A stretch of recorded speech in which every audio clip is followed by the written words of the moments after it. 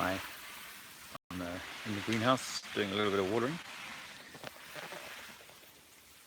I got some Brussels sprouts on the go here and some aubergine, one tomato.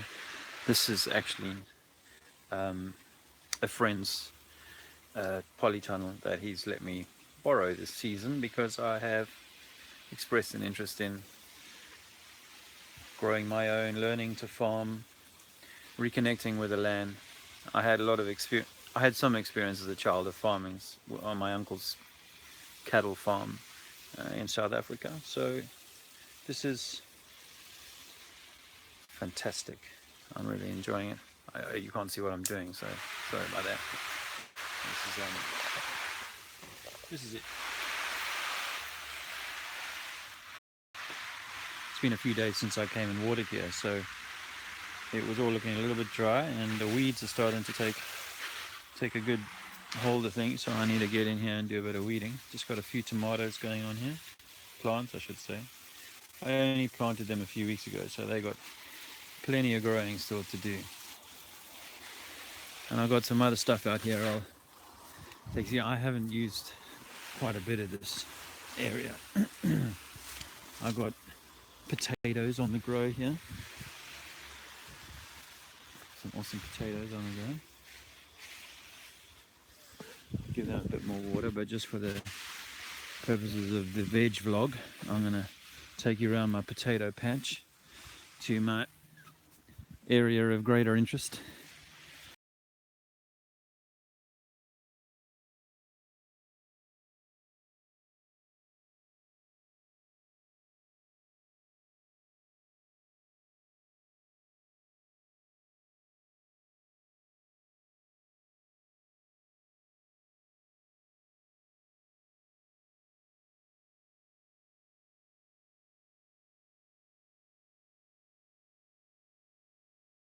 Assuming there's someone watching this eventually. So hey, look at this. This is my piece de resistance. I've got some corn growing here among the weeds, so I'm gonna have to do as the Bible commanded. Let them grow and then pull them out. No, I'm gonna get rid of the weeds soon. Like today or tomorrow. Probably today. Down here. Let's go further down. Look at that. Pak choy. Looking beautiful. My beans, I need to stake them all up now. Curly kale. Aren't you beautiful? And there, some red cabbage at the end. I think there's a squash in there somewhere as well. That'll be growing, creeping along the ground.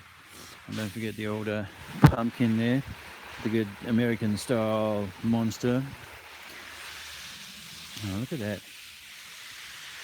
Anyway, this is hardly going to be a conversation to my most ardent friend in the YouTube sphere and space, and that is met, and I consider to be a friend now. That's Flea, Flat Earth British Sub.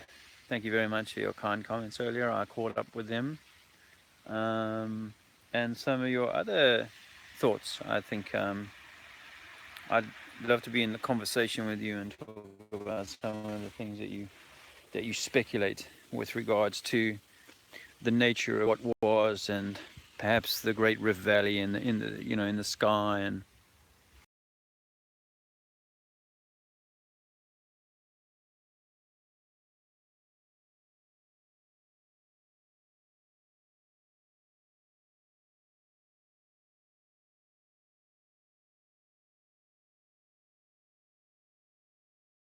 I'm wearing my Flat Power T-shirt that sports the Azimut equidistant map that the United Nations uses. And I think that is a possibility. But there's some other fantastic theories out there, and until we can kind of get fixed on things, let's stick with the things we know. Like water kind of works in a way when it's best maintained in a bathtub or a container. air tends to blow in straight lines. Wind blows in straight lines. It doesn't like curves. It needs something to push it into a curve, and I don't kind of buy into all those hot air pockets or high pressure and low pressure pockets and so on. So I mean, and another point to make is that there's a lot of like the rules of the science that we don't actually. There's a lot of rules of the science that we don't actually get.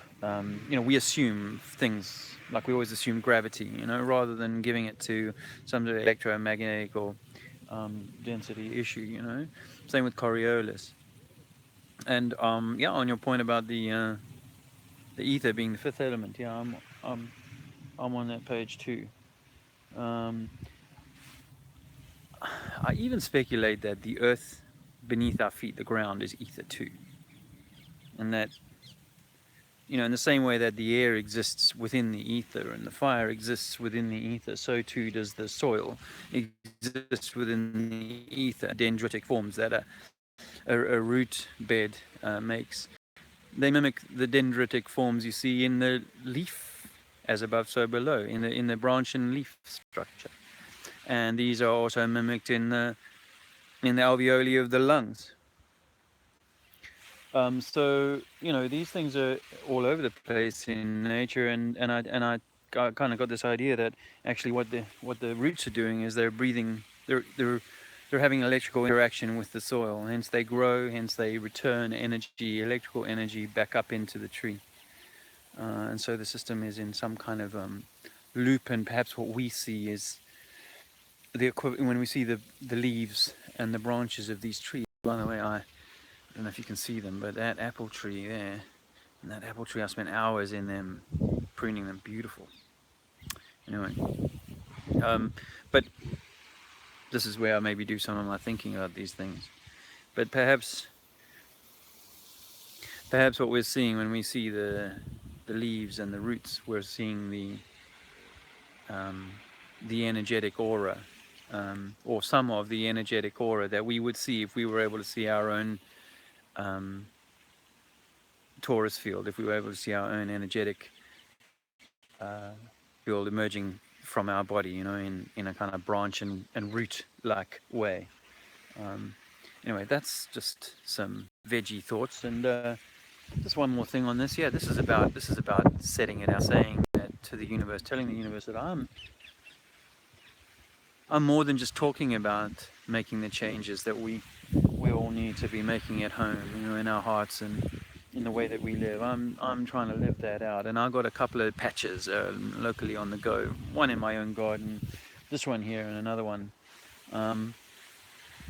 where I'm just doing a little bit of growing. Just it's nothing. There's no rocket science here. Oh, rocket science. There's nothing. There's nothing particularly tricky about any of this actually, and our forefathers did this as a matter of course. I don't know what happens in the months and years ahead, but I guess I'm a little bit like Noah, just be prepared and do what you can. I was really lucky to get gifted the opportunity to work in this patch here. I'm really grateful for that. I'm not having to pay for it. I've not had to pay for any of the vegetables because I was able to exchange my time for some of these things. And I've grown some from seeds and that. But this is just that thing, about making the change and being the change and living the change, being sincere about it, being committed to it, not sitting in the armchair or behind the keyboard and getting lost in fighting the battles about what shape the earth is, or whether or not Donald Trump is a muppet, a puppet, or the real deal, who has the ability to go and put down a rabid, crazy little man, crazy ill man, who I think is a CIA puppet. But we don't need to squabble about things like that. There's far more important things for us to be thinking about, and early, once we get enough people kind of switched on to the idea that we got to take back our own sovereignty, then so we will increasingly minimize the the influence of, you know, the ulterior option. Anyway, so I'm going to say goodbye, and thanks again to my friend Lee, and anyone else who's watched this far, well done, and thank you very much. Have a super day. I'll switch this off.